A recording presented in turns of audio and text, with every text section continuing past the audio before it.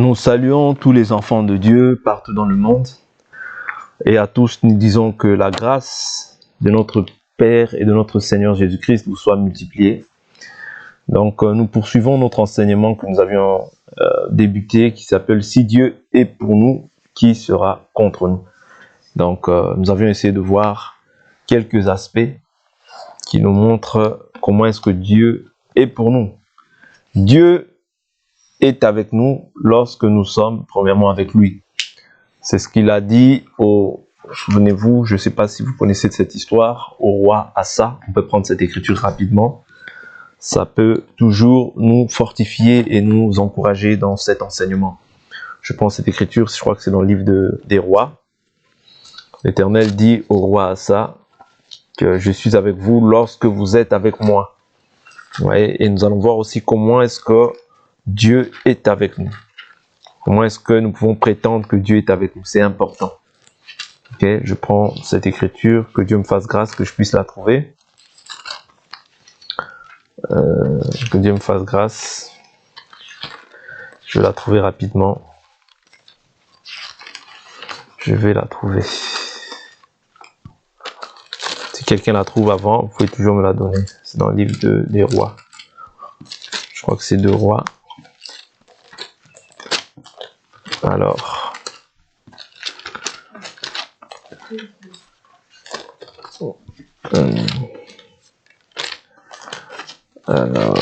c'est pas dans le livre des rois, c'est peut-être dans le livre de Chroniques. Alors,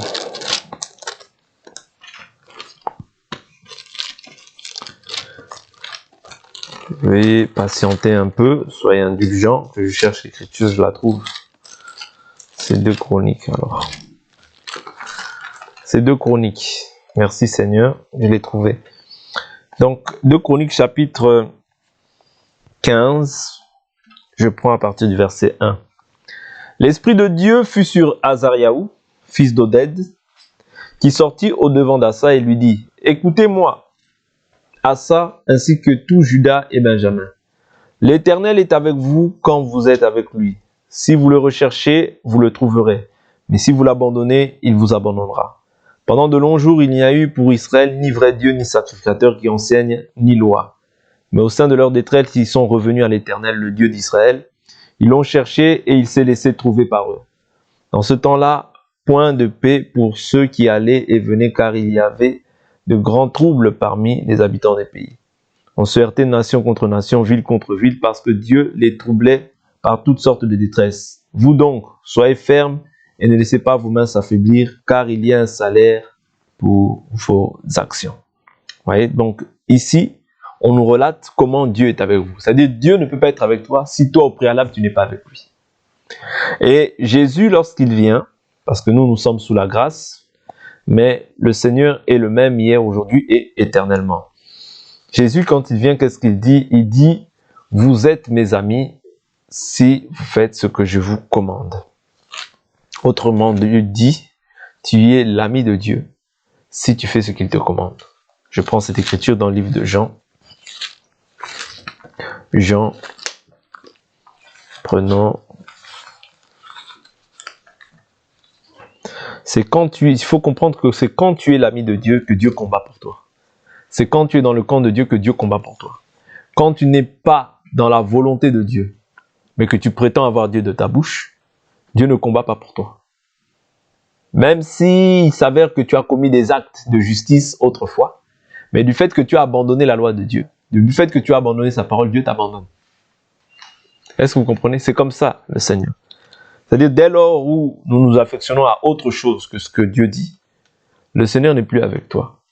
Ce n'est pas qu'il se retire de toi, parce qu'il a dit que je suis avec vous tous les jours jusqu'à la fin du monde. Mais le Seigneur, la Bible nous dit le Seigneur est éloigné des pécheurs. Vous voyez?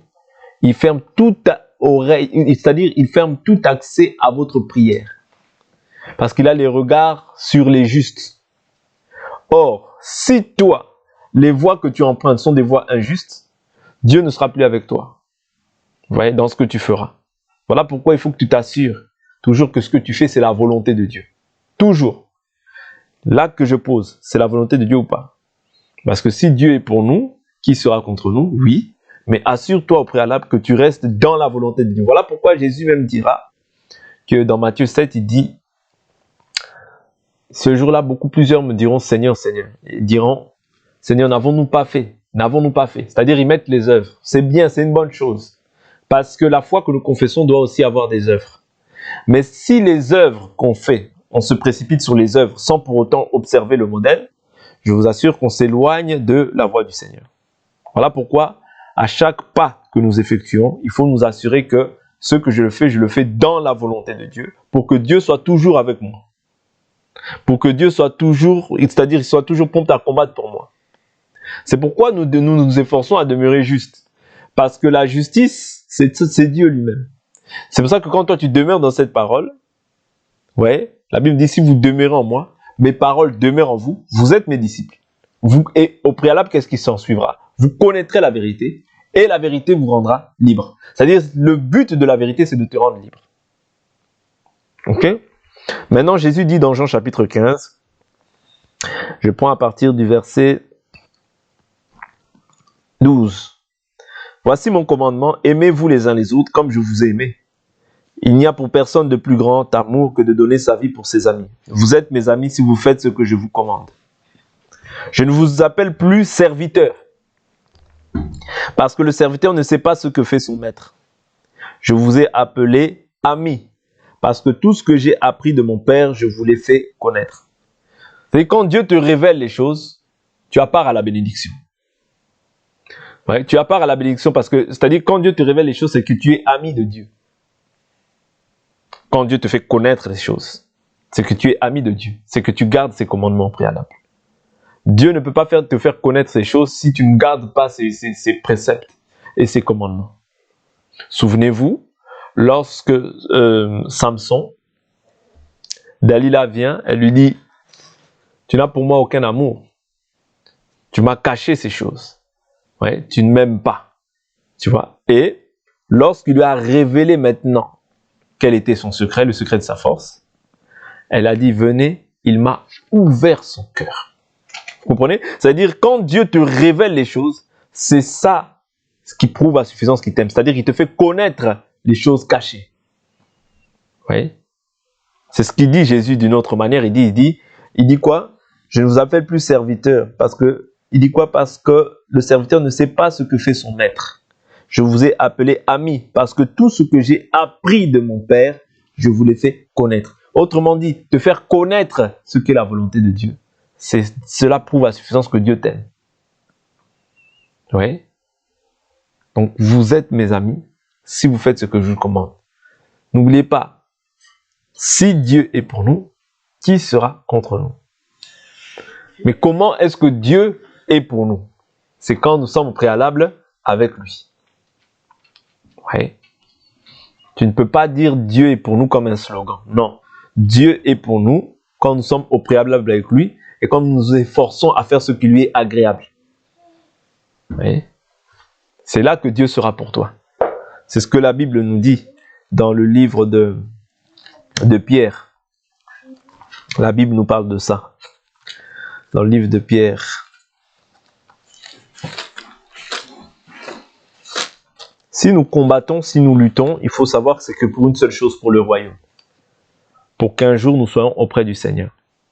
Voilà pourquoi si tu ne t'efforces pas, même si tu entends cette parole ne produira rien en toi.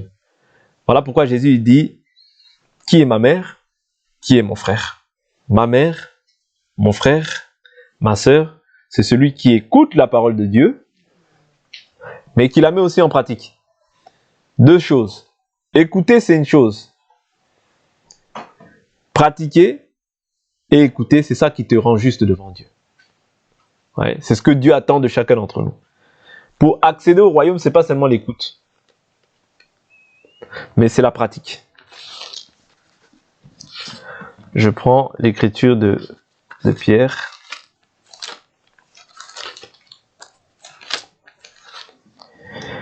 Alors, l'écriture nous dit quoi? Je suis dans le livre de 2 Pierre. Non. Pas 2 Pierre.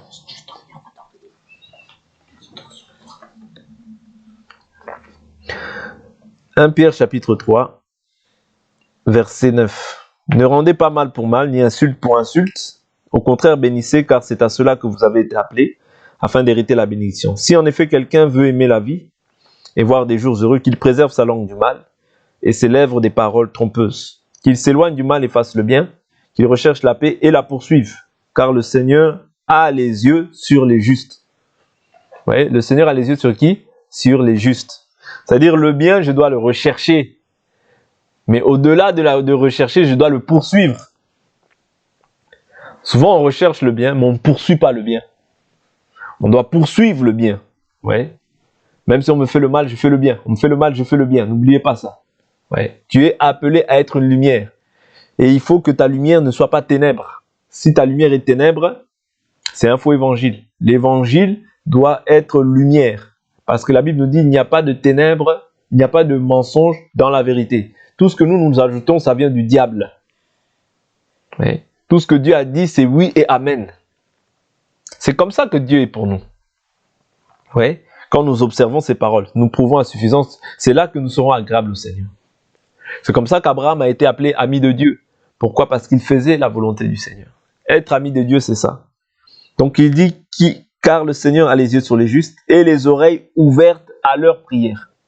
Autrement dit, si dans ta conduite, la Bible, c'est ce que nous dit Ézéchiel chapitre 3. Ézéchiel chapitre 3 nous dit quoi? Si un juste se détourne de sa justice, tous les actes de justice qu'il aura posés ne lui serviront de rien.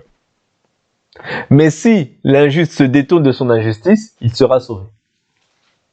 Oui, tu peux être juste aujourd'hui, jusqu'à 70 ans. À 70 ans, tu arrêtes d'être juste.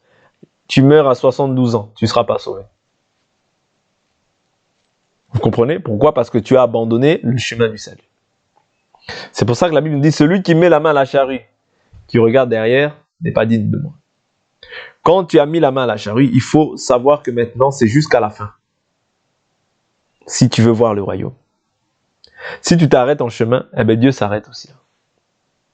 Quand tu reviens, eh bien Dieu reprend la course à la marche avec toi. Vous comprenez? Donc c'est très important de comprendre que si Dieu est pour nous, qui sera contre nous? Mais qui sera contre nous? Si toi maintenant tu abandonnes la justice de Dieu, Dieu permettra que l'adversité soit contre toi. Dieu permettra que l'adversité domine sur toi. Ce qui a été, c'est ce qui est, c'est ce qui sera. C'est pour ça que je vous ai toujours dit que l'ancienne alliance même nous enseigne sur ces choses-là.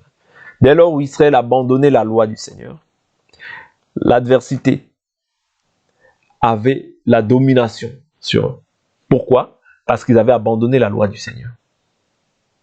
Oui. Mais quand Dieu est pour nous, tu verras que Dieu te donne la supériorité maintenant sur tous tes adversaires. C'est ça qui prouve que maintenant, Dieu est avec toi. Dieu te donne la supériorité. Dieu te donne la domination. Pas une domination charnelle comme on peut le voir aujourd'hui, mais c'est-à-dire qu'une domination parce que c'est la présence de Dieu.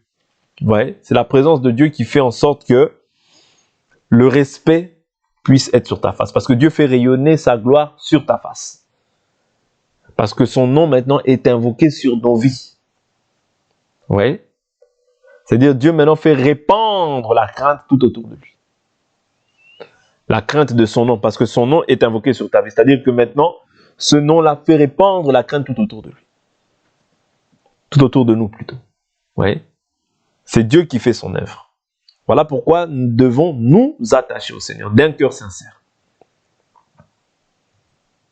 Et c'est alors que nous pourrons dire que si Dieu est pour nous, qui sera contre nous?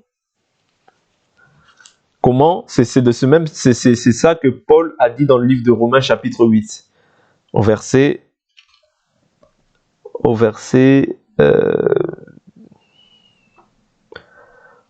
31. Que dirons-nous donc à ce sujet?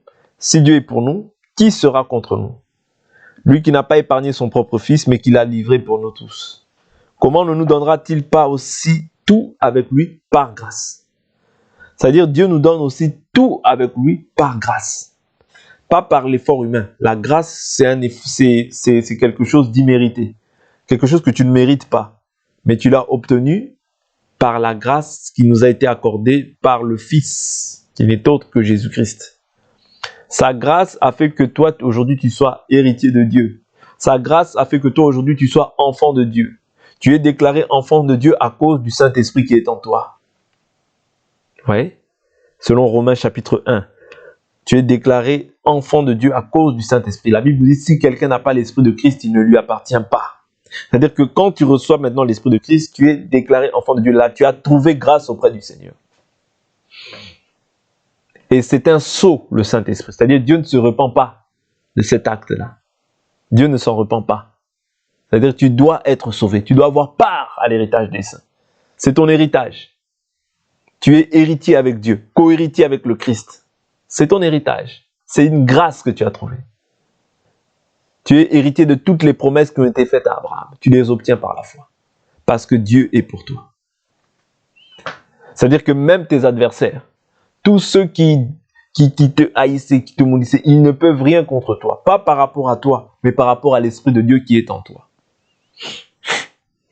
Voilà pourquoi la Bible dit, comment échapperons-nous si nous négligeons un si grand salut? C'est-à-dire, comment échapperas-tu à la colère si tu négliges un si grand salut? Tu ne peux pas négliger ce salut.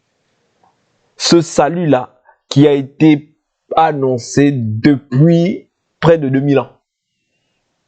Ouais.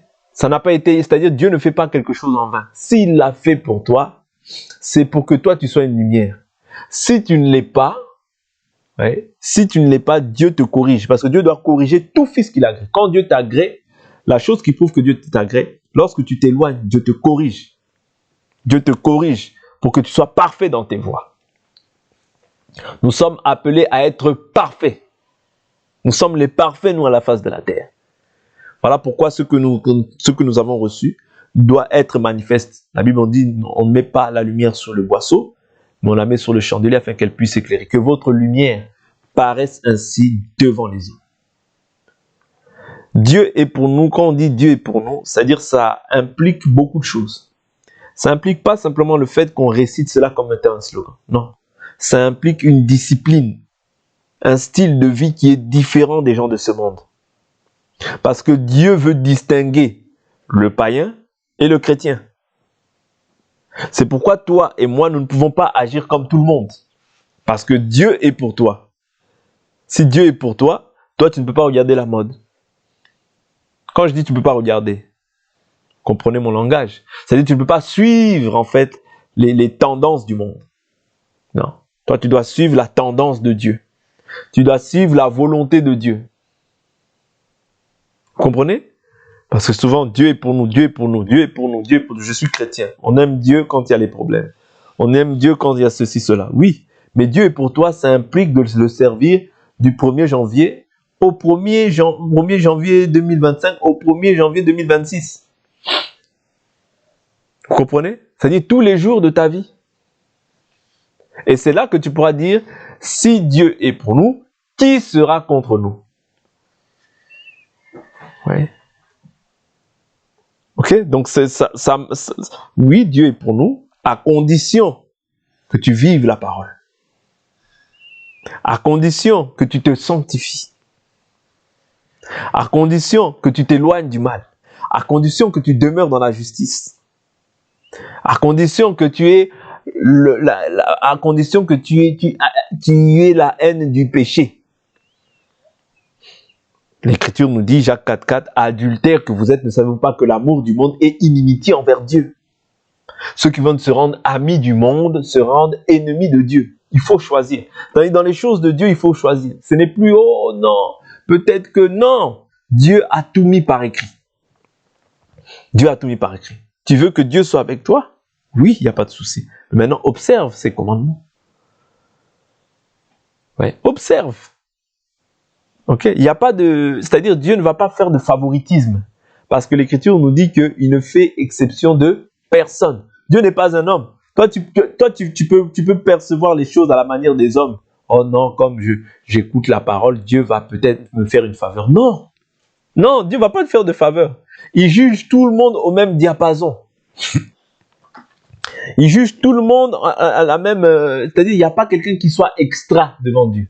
Devant Dieu, nous sommes des enfants. Devant Dieu, nous nous soumettons.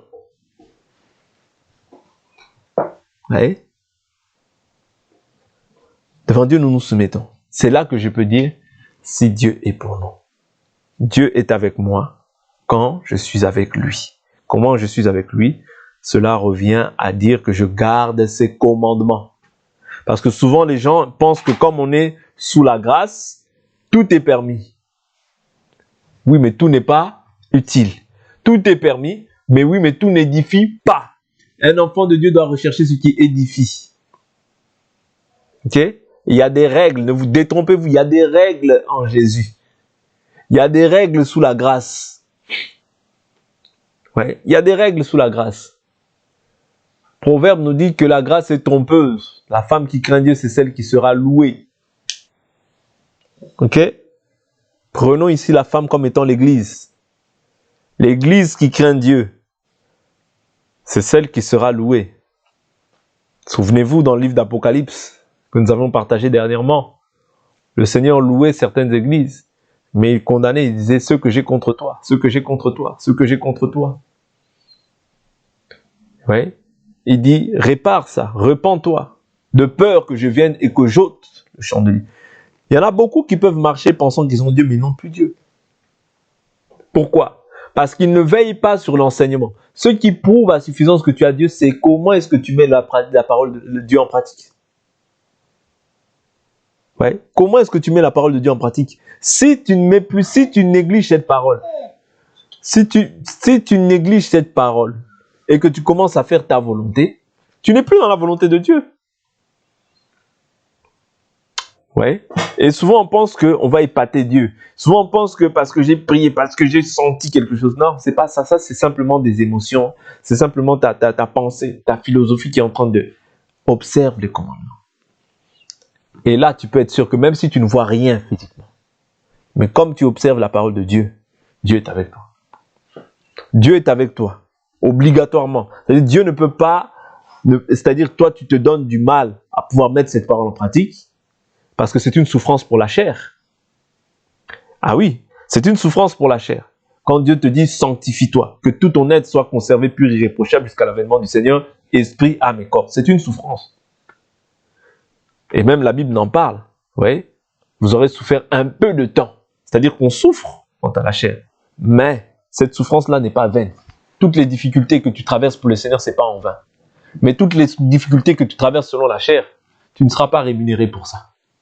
Mais toutes les souffrances que tu endures pour le Seigneur se souvient, voit et il note. Ouais. Le Seigneur se souvient, voit et il note. Tout ce que Tabitha faisait, peut-être qu'elle le faisait avec peine. Mais le jour où elle est tombée morte, le Seigneur s'est souvenu. Au point où les gens sont venus témoigner. C'est le Seigneur qui peut faire en sorte que même pendant la mort, les gens viennent témoigner, dire elle le mérite. Et il ramène carrément ses œuvres. Vous voyez, les œuvres que tu fais parlent devant le Seigneur. Les œuvres que tu fais bonnes, elles parlent devant le Seigneur. Vous voyez? Même au jour de ta mort, ces œuvres ont parlé. Voilà pourquoi nous devons nous efforcer à faire le bien. Et faire le bien, tout est écrit ici. C'est pas écrit ailleurs. Ne va pas chercher beaucoup de... C'est écrit ici. Dieu a tout mis par écrit. Dieu a tout mis par écrit. Ouais.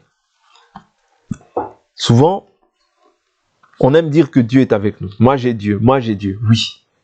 Mais Dieu, c'est un enseignement, c'est une doctrine. Et c'est cette doctrine-là qui nous sauve. Voilà pourquoi je vous prends souvent cette écriture de 1 Corinthiens 15. Là où Paul le dit, je vous rappelle l'évangile que je vous ai annoncé. Oui, je prends cette écriture. Parce qu'on traverse des moments mauvais. La Bible dit racheter le temps, les jours sont mauvais. Et comment est-ce qu'on nous rachetons les temps? En observant les écrits. Parce que c'est les écrits saints qui nous positionnent. Les écrits saints ne sont pas là pour nous déstabiliser, mais sont là pour nous positionner. Pour savoir est-ce que là je suis dans la bonne voie. C'est l'Esprit Saint qui est la balance. Ouais, qui est la balance. C'est l'Esprit Saint, c'est cette parole qui est la balance. Ouais. Cette parole-là, elle vient juger chacun d'entre nous. Le jugement doit commencer dans la maison de Dieu. Avant de juger ceux du dehors, Dieu fait d'abord un nettoyage dans la vie de chacun d'entre nous. Pour que nous soyons purs. Parce que c'est cette pureté-là que nous allons manifester à l'extérieur. c'est-à-dire au point où maintenant nous devenons un jugement pour ceux du dehors. C'est ça la raison pour laquelle nous sommes des lumières, pour éclairer au sein des ténèbres. Mais si ta lumière est encore ténèbre, tu n'es pas encore vraiment pleinement. C'est-à-dire il faut que tu t'assures que il n'y a plus rien du diable en toi. Plus rien qui peut te retenir encore dans ce monde. Il faut que nous atteignions ce niveau-là. Au point où nous disons que si la mort vient aujourd'hui, je sais que je pars. Mais si tu as encore un doute par rapport à ça, c'est-à-dire qu'il y a encore quelque chose qui te retient captif. S'il y a encore une idole dans ton cœur qui s'élève contre ce que Dieu te demande, tu n'es pas encore agréable pleinement au Seigneur. Jésus dit, le prince de ce monde vient, il n'a rien de moi. Il n'a rien en moi. Vous voyez, il n'a rien de moi. C'est-à-dire c'est comme ça que Jésus a triomphé. Voilà pourquoi si toi aussi tu veux triompher du diable, si toi aussi, bon, nous avons déjà triomphé parce que nous sommes en Christ, ok? Mais si tu veux vaincre, il faut t'examiner afin que tu n'aies rien c'est-à-dire rien du diable en toi. Rien. S'il y a quelque chose du diable en toi, c'est un frein pour ton salut. Je vous dis la vérité. Voilà pourquoi la Bible nous dit, nous sommes sauvés en espérance. Hein. Nous sommes sauvés, oui. L'esprit est vie, oui. Je dis amen.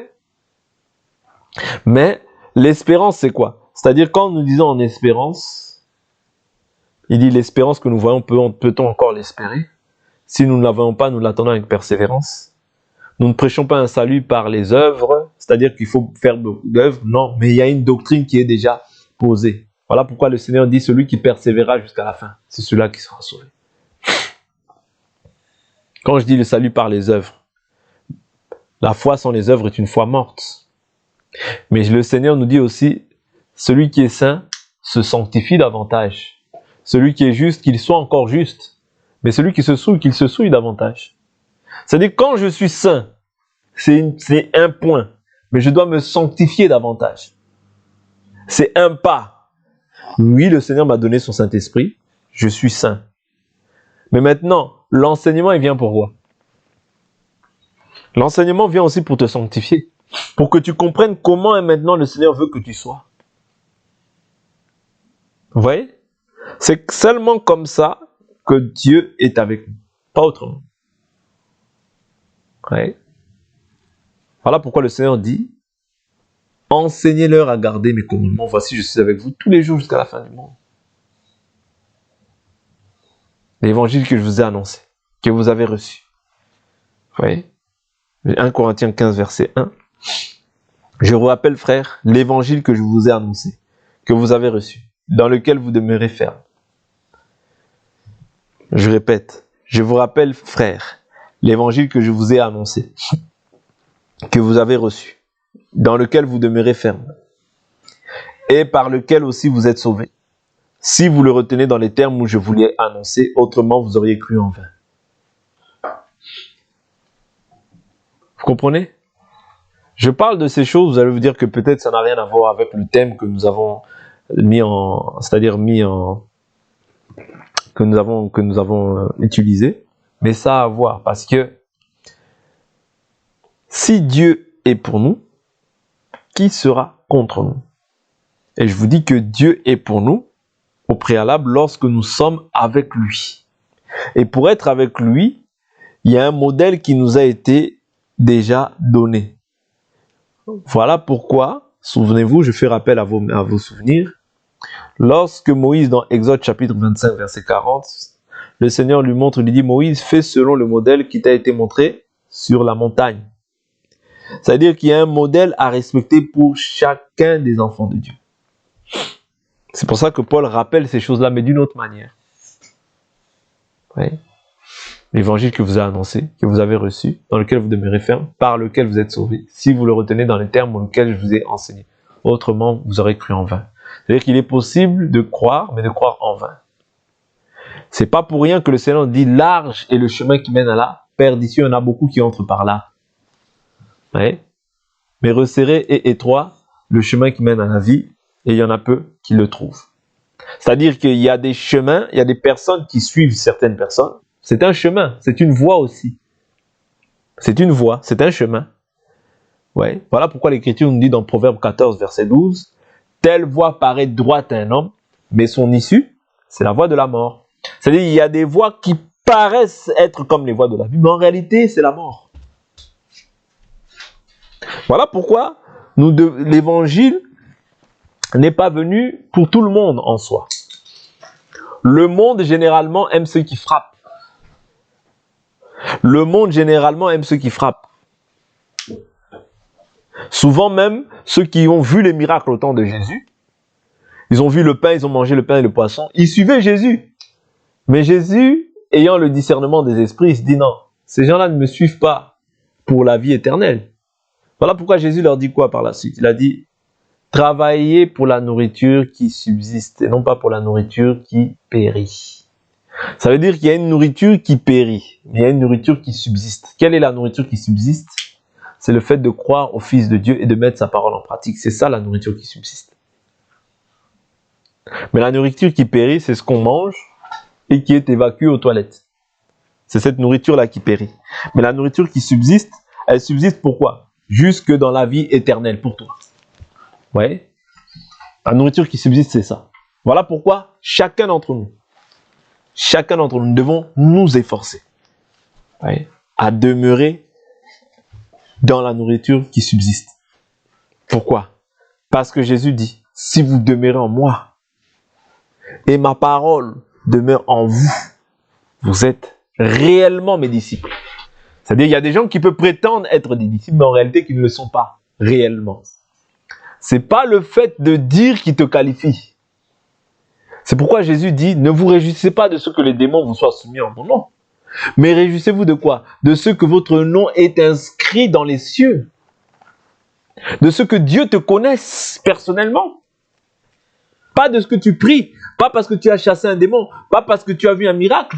Parce que c'est ce que Jésus dit. Ne vous réjouissez pas de ce que les démons vous soient soumis en mon nom. Mais aujourd'hui, tu verras que les gens se réjouissent de ce que les démons soient soumis en nom de Jésus. Oh, j'ai chassé les démons. Oh, j'ai fait ci. Oh, j'ai fait ça. Et ces choses-là, ça peut être pour ton salut si tu es sage, mais ça peut être aussi pour ta perte si tu ne l'es pas. Pourquoi? Parce que tu peux croire que maintenant, ah, Dieu m'utilise, c'est bon. Et tu mets de côté l'enseignement. Et Dieu continue à t'utiliser. Tu te dis, oui, comme je chasse les démons, c'est bon, Dieu est avec moi. Comme je fais tel miracle, c'est bon, Dieu est avec moi. C'est pas le miracle qui détermine le salut. Ce qui détermine le salut, c'est l'observation des règles. L'observation de la pratique de la parole. C'est là que Dieu est avec toi. C'est là que Dieu est avec toi. Ouais.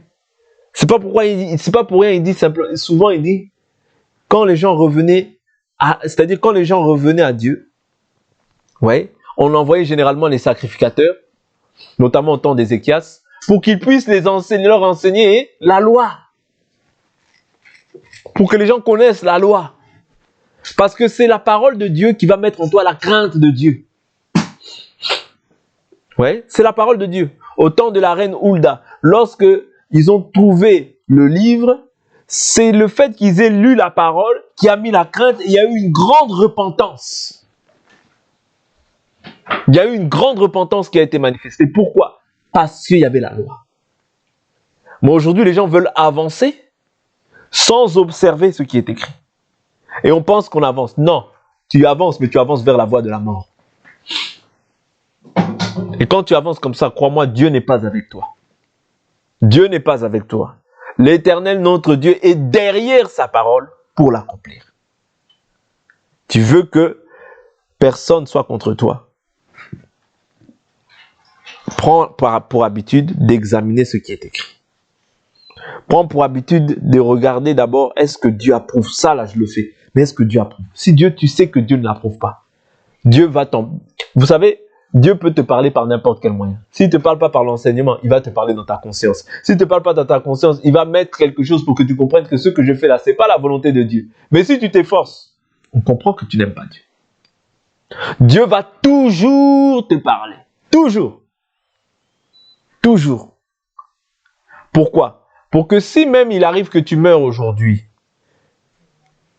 que tu dis, Dieu va te montrer, mais je t'avais montré. Je t'avais montré. Je t'avais parlé par tel moyen. Tu n'as pas voulu écouter. Oui. Et à ce moment-là, tu ne pourras pas avoir un justificatif devant Dieu. L'amour de Dieu, c'est de t'avertir.